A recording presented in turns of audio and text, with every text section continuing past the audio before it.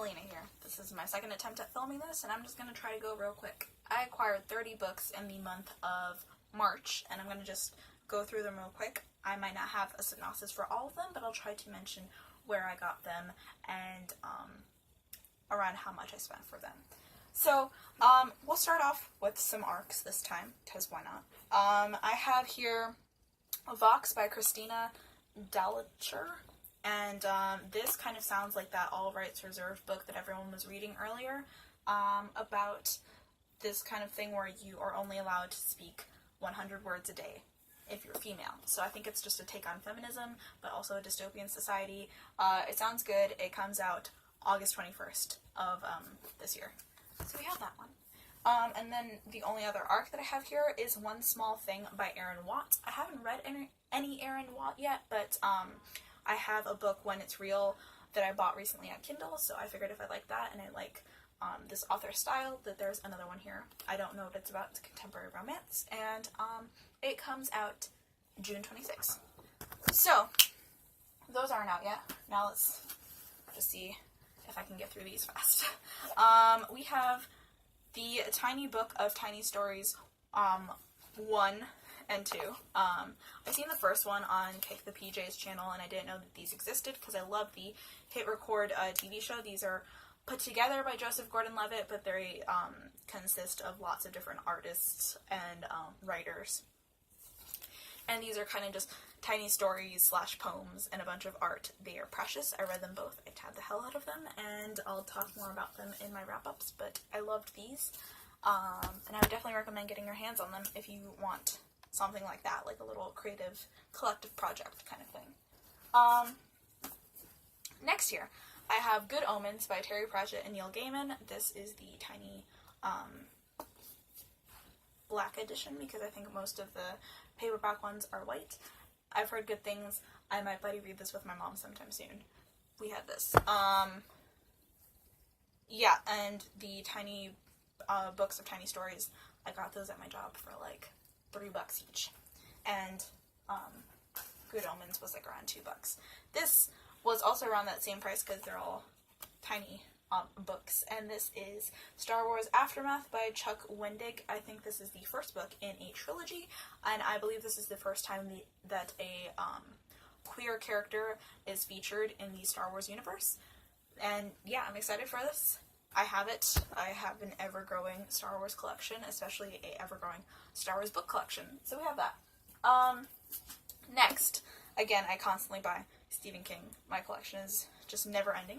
And this is the kind of awkward mass market paperback of Mr. Mercedes. This is the first book in the Bill Hodges trilogy. I'm excited to read and own every single Stephen King book out there, so this one was one that I needed in that collection. Next, we have A Wrinkle in Time by Madeleine L'Engle. I got this for like $2 at my store. Somebody traded it in. I was like, are you crazy? Because that means they recently bought it, because this is the movie cover. It's in pristine condition, and I want to read it before I see the movie. So I'm happy that I have this in my life.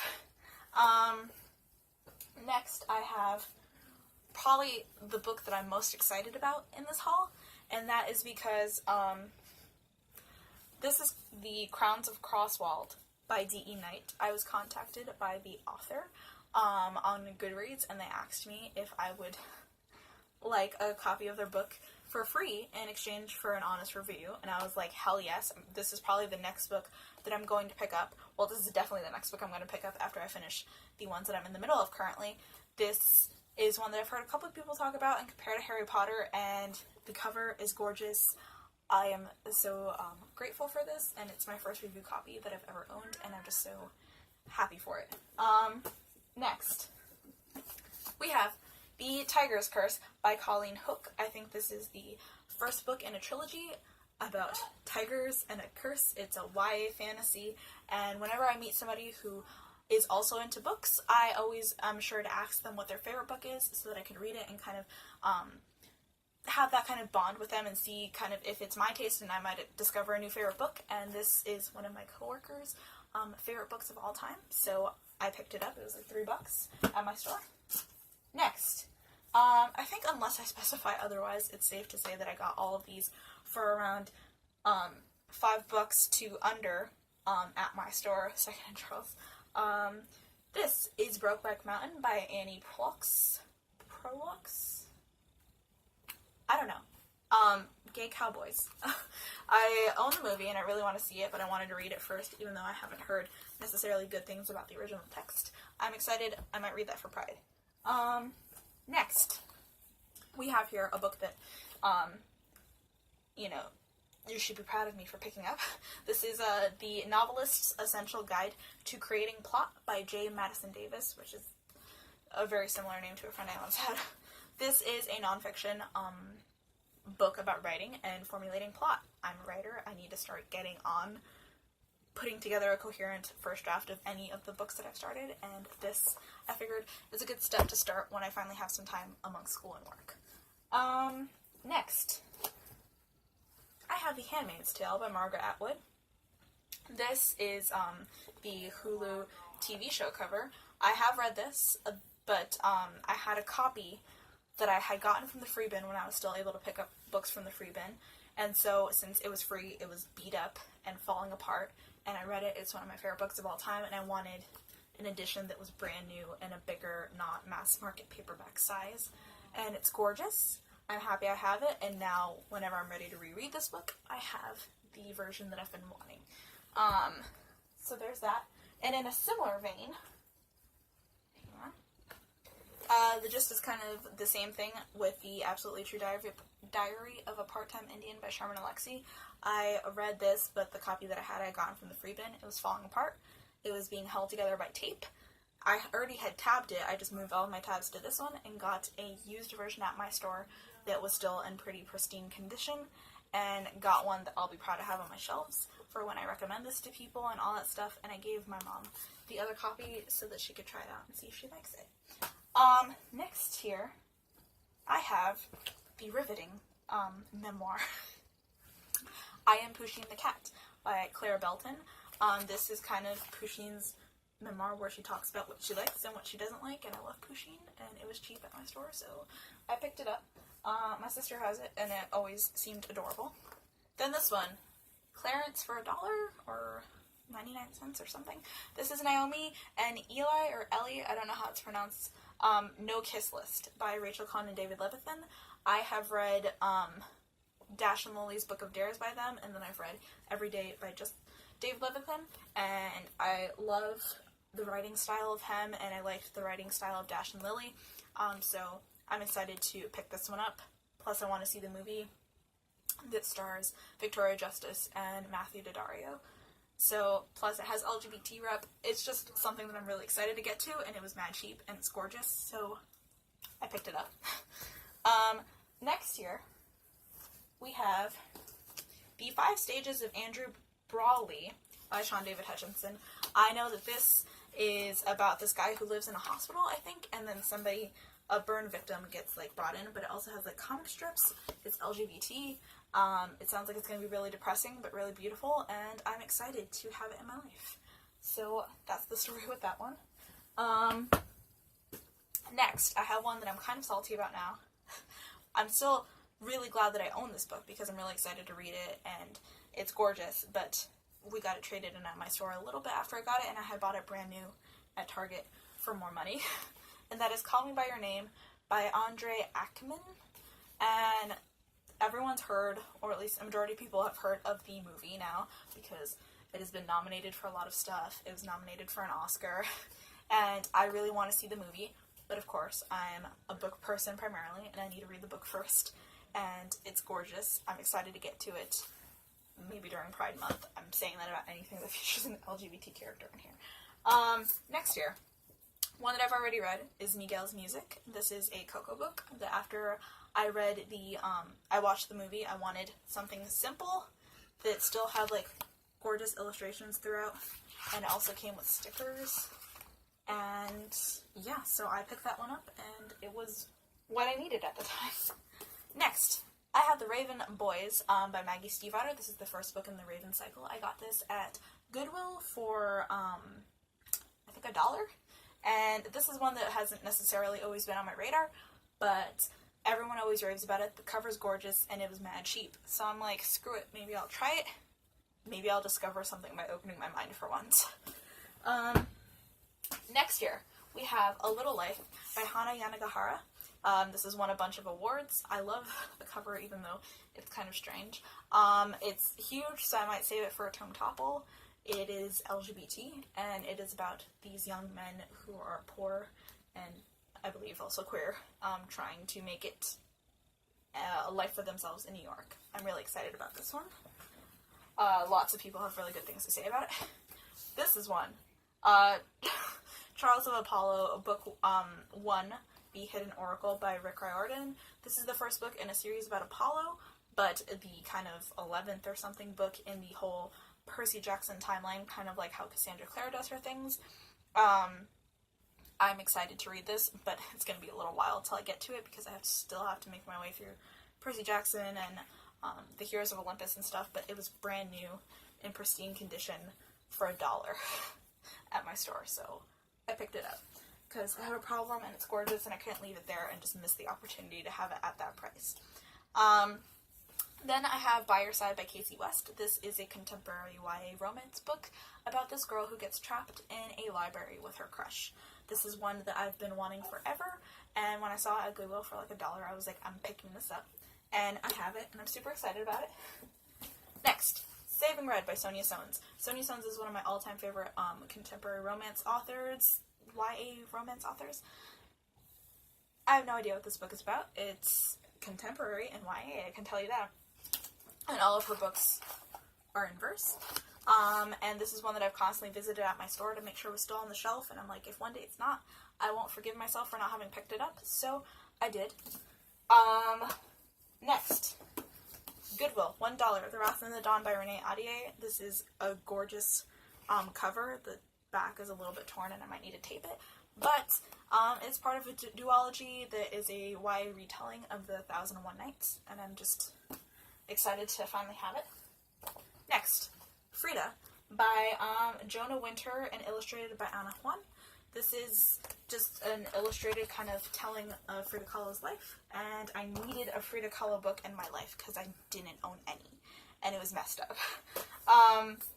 Next I have Practical Magic by Alice Hoffman. We got in both covers, the original and the movie cover, but most of my favorite movies that I've kind of been already in love with the movie before finding out it was a book, I have the mass market movie covers of, so I'm excited to finally get to this one day.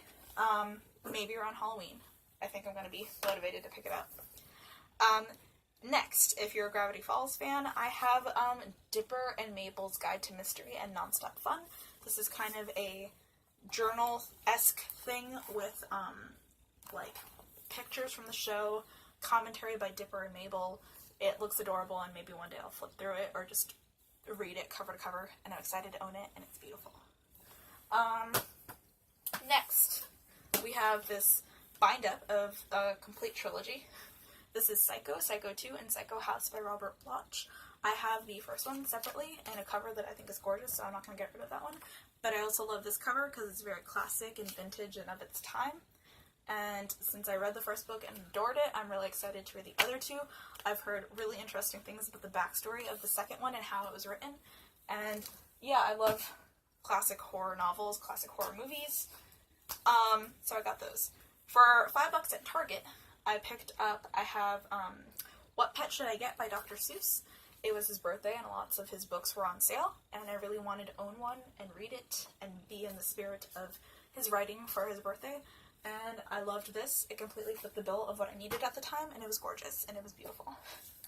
Next, I have the Descendants yearbook for Oridon Prep. I adore Descendants, and so I collect anything Descendants I can get my hands on, especially books. This was made after the first movie, so it has lots of pictures just of how they look like in the first one. Then, I have Tales of the Peculiar by Ransom Riggs. I read the original Miss Peregrine trilogy and adored it. These are the fairy tales from that world. I was thinking about getting the paperback cover because it has Miss Peregrine reading the stories to the kids, but this is also a gorgeous edition with the shiny leaves on the cover, and it was traded in for cheap. So I got this. I'm excited to finally get to it one day. Next, we have Final Girls by Riley Sager. Lots of people have talked about this. It plays on the trope of a single woman uh, surviving a massacre and being the only survivor. And Stephen King blurbed it. Lots of people said good things about it. We got it traded in for cheap. And there's the final girl trope in a book that I'm writing, and I wanted to see how it was done in here and kind of use it as research for my writing. Next, we have a section of Cassandra Clare books, because all of my hauls need that. We have City of Bones, Clockwork Angel, and Clockwork Princess. So we just got traded in Clockwork Prince, and I want to get that so I can have the complete trilogy. I'm trying to collect them all in those covers. And it was cheap. So, next, I have The Unexpected Everything by Morgan Matson. It was like $2 at my store. It is the only Morgan Matson I've ever really been interested in. I just know it's about a chick who is the daughter of a political figure, and she is a dog walker. It's huge. I might save it for next Tome Topple. And it's there, and I'm excited. Next, we have a very exciting one. Sleeping Beauties by Stephen King and Owen King. This is Stephen King's newest release. He released it with his son. It's a dystopian society, but what the world would be like without women. And it was mad cheap because it is the large print edition, and I'm like, I just won't wear my glasses when I read this one, and it's fine. And it's gorgeous, and I needed it. And I've added it to my Stephen King collection. Next, we're getting down to the nitty-gritty. The Walled City by Ryan Graudin. This is a dystopian about a society that lives within these walls. It reminded me of Attack on Titan. It's always kind of been in the far back of my radar, but it was at Dollar Tree for $1, and it was the only one there. So I was like, now is the best time to get it. Next, I have Let's Talk About Love by Claire Kahn, which is kind of a, I guess, a spoiler for my April wrap-up, but this is probably the best book that I've read in this entire year so far. It is phenomenal. It is about an asexual biromantic black girl named Alice finding love, and I think that everyone who reads YA in general, specifically YA contemporary, if that's what you're into, needs to read this. The cover is gorgeous. It is one of the only books that I bought in this entire month that I paid full price for at Barnes & Noble, and it's just gorgeous. The only other book that I paid full price for was The Gentleman's Guide to Vice and Virtue by Mackenzie Lee. I also got this at Barnes & Noble the same day. And it has, a main love interest of color, a bisexual boy, queer rep, a woman who wants to defy the gender norms of her time, and I've heard nothing but good things. It's gorgeous. I love the spine, and I needed it. It's probably one that I'm going to read as soon as I can. Then I have one that I've been wanting to read for a long time, a poetry book, Love Her Wild by Atticus. I already read this and tabbed the hell out of it. It is a poetry book that has been kind of on the top of my wish list. We got it traded in. I read it for April for Poetry Month, and I'm really excited I did. I got this in the last day of March or something. Then the last ones, which probably people will be jealous about. This is Harry Potter and the Sorcerer's Stone, the illustrated edition by Jim Kay. I have this one, the Chamber of Secrets, and The Prisoner of Azkaban. These are all the illustrated editions by J.K. Rowling, illustrated by Jim Kay. And I've never been a Harry Potter person, kind of past my point. When I was in childhood, I read Narnia and A Series of Unfortunate Events, but I never really got to this. It never piqued my interest. But I seen these, and I thought they were too gorgeous to pass up, and they were all cheap. This one I used, look at that, for a 30% off, 50% off thing. So this one I got for like $15. The second one I got for almost 20, I think. This one. And then the cheapest one that I thought would be the most expensive because it's the thickest and the newest was actually the cheapest. Prisoner of Azkaban was marked at $10, so I paid $6 for it. And it's normally $60, and it's freaking crazy. I read the first one for the first time ever, Sorcerer's Stone, this month, and I am so excited to just read through the rest of these, at least the ones that I have here so far, and I'm really glad that I own these now. And that's about it. If you like this video, be sure to give it a thumbs up and subscribe if you'd like to see more of my face and my books. Bye.